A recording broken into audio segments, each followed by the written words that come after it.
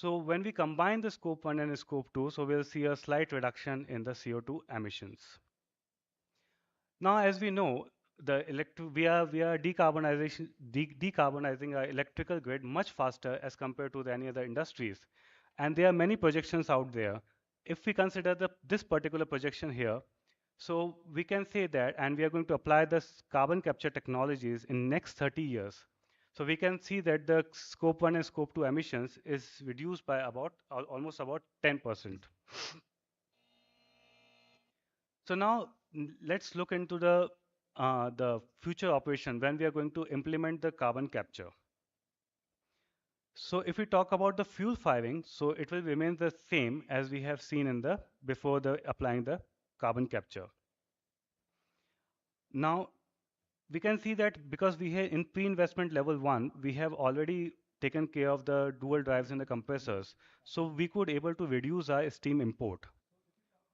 So here we can see that the steam import is reduced.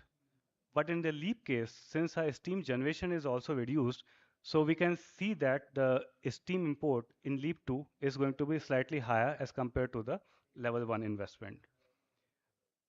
Similarly, so compression electrification is required for the leap 1 and we need a more electrification for leap 2. So electrical consumption would be in the line of what we have seen in the percentage of compression electrified. So when we combine the scope 1 and scope 2 emissions, so we can see that level 1 pre-investment is going to have a least emission as compared to the others. Now let's talk about the extra investment, which is at year 0. Year 0 when our plant is built. So here we are going to consider the cost for the heater pre-investment, the cost differential of the level 2 heaters, which is relative to level 0, and the cost differentials of the compressor drive. So if we see, so you can see the level 1 is going to be, you need a very minimal pre-investment required just to achieve, you can achieve your carbon capture in a future. So this can be easily achieved by pre-investment at the initial stage. Now we are going to discuss about the total investment for the year X. Year X when you're when the when we are going to apply the carbon capture technology, implement the carbon capture technology. So here we will need the cost, the modifications is required for the carbon capture, the cost for the carbon capture unit, and the cost differential of OPEX from year 0 to X related to 0. So if we see that, so the total investment for the leap case is reduced significantly as compared to the level 1 pre-investment. Now, if we talk about the OPEX also, so OPEX, which is when after implementing the carbon capture, so we are going to see the leap case is going to be the lowest OPEX because of the lower capacity of the carbon capture unit. So if we talk about the payback period, by considering that the leap is going to be applied sooner as compared to the Gaurav, level 1 pre-investment, just time about 1 minute. So we can see that the leap has a lowest pre-investment, lowest payback period basically. So in conclusion, so we have given the many options here for the pre-investment. So just in conclusion, so level 0, no hope. That means there's no plan of carbon cap or any carbon incentives or mandates is going to be there in the duration of your plant life. When we talk about the level 1, that means future is uncertain. So we want to do something today, but we are not sure of the future. And if we are planning to pre-invest in we are planning to actually implement the carbon capture as a part of the expansion, then we can do this as a level 1 pre-investment as well. Level 2 pre-investment is best when we are planning to implement the carbon capture soon. And when the electricity is inexpensive, it's green and is incentivized. And similarly, if our target is to also minimize your captured carbon here. So with this, I end the session. Thank you so much for patience. Thank you. Thank you, Gaurav. So we have seen the process side of the decarbonization and moving into petrochemicals. Now we will talk something about the catalyst advances. So our next speaker, Mr. Mukund Balachandran from Grace, will be talking about new FCC catalyst technologies for increased petchem. Over to you, Mukund. So kindly keep the time at check.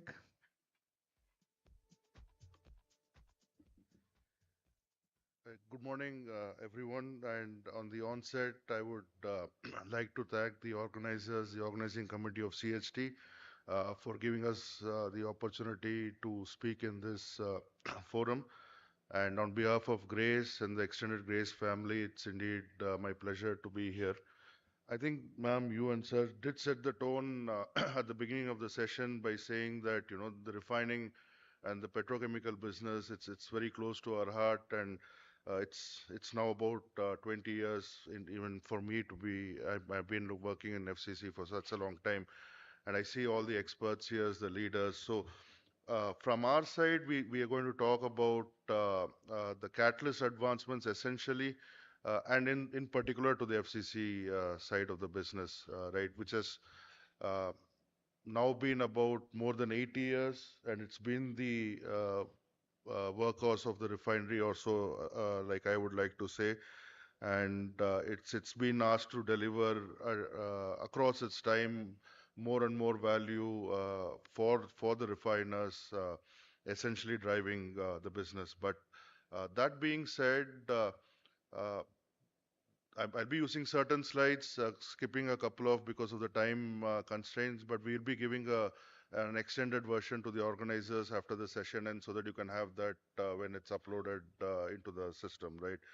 Uh, we do see a growing demand, especially out of the existing refining assets, as well as any new projects that are being envisaged. And from our perspective, at least, we think that the FCC would be playing a major role for the years to come, specifically in driving towards more barrels of, let's say, ethylene, propylene, and butylenes as what is desired out of you from your perspective, essentially. We take propylene as kind of a benchmark and then weigh it against the other light olefins part of it. Uh, Depending on if you already have an asset, it's an easy revamp, it's an easy change to a workable catalyst solution. I mean, and it can produce that much more barrel of what you're essentially looking at. And looking at most of the projections and how we think the market may go to, so we are also working essentially from our side to ensure that you have the best product available that would encompass the requirement from your side as well, either through expansion or through the future of, let's say, the crude to chemicals kind of a project that can come.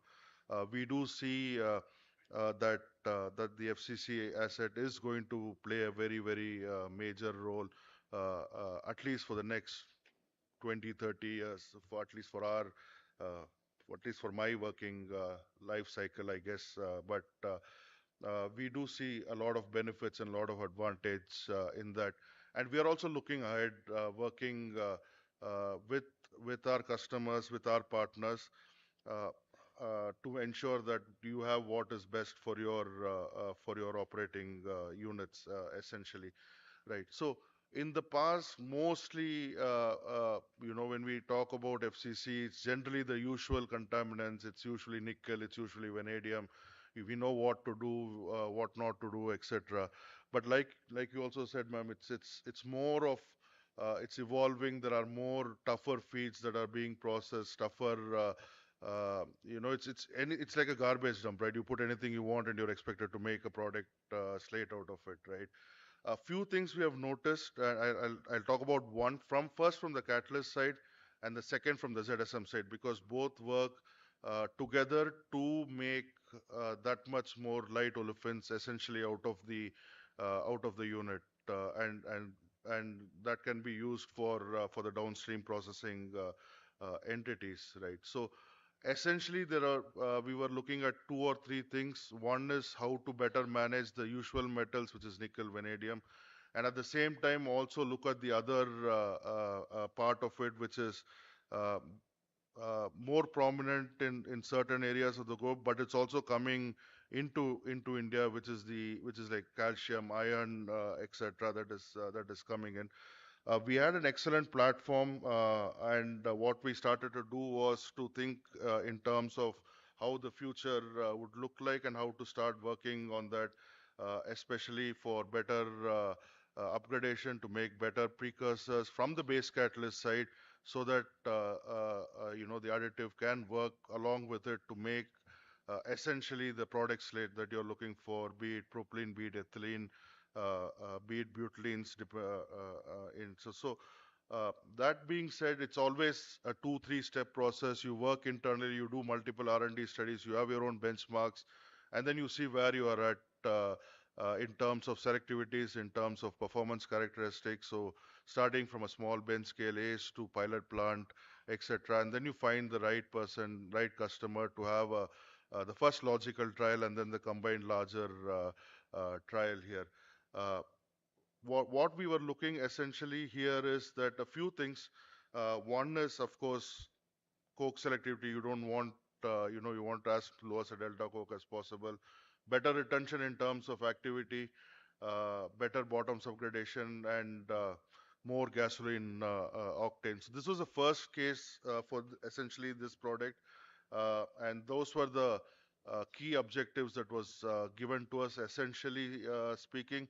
And we went over our own older platform, which a lot of you in India will know. We called it Genesis, uh, it was a really good benchmark catalyst, right?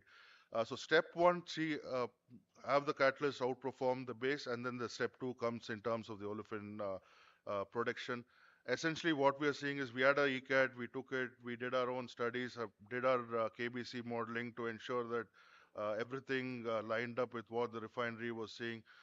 So the targets that was given to us, we were able to move up in most of it. So more gasoline yields, stay within the LPG limit, etc. So this is part one.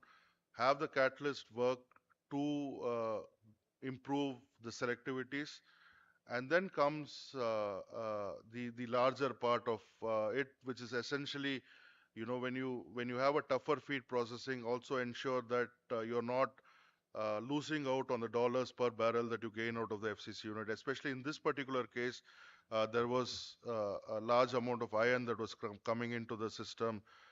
And iron, unlike the other known metals, it kind of kills the catalyst essentially by covering up its surface, and you need to flush it out, and you need to have a better catalyst to absorb that metal. So that being said, step one was done, uh, and going larger into now comes the larger part. I would say, which is to drive up the olefins essentially, right? So ZSM5, you have the ZSM5 crystal. It works on the gasoline range olefins. You make ethylene, you make propylene. What we were also looking at essentially is that how best to drive deeper and deeper into the gasoline range olefins, so that you can get that much more C2 olefins, C3 olefins out of the existing asset, right? So the idea came of you need to keep the integrity of the product in terms of physical properties, etc., and at the same time, increase the relative activity of the entire crystal structure itself. So we had a benchmark additive which we called as olefin ultra MZ, and the next step, obvious step, was to have the crystal itself modified from our side. So that's what we are calling Zavanti. It's in Z for ZSM5. Avanti is Italian for looking forward, essentially. So somebody came up with a really nice name, I guess. But testing, we saw activity retention was better, and apple to apple, we were able to have a better improved activity essentially in the system.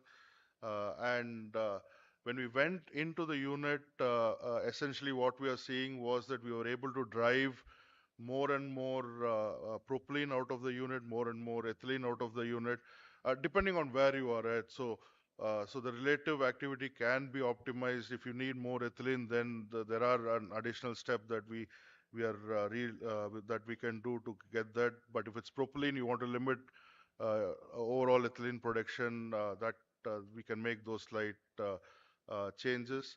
But essentially speaking, it's more of a combination of how well your base catalyst is defined, how well the constraints and the objectives are defined, and how well the synergy works between the base catalyst and the olefin selective additive.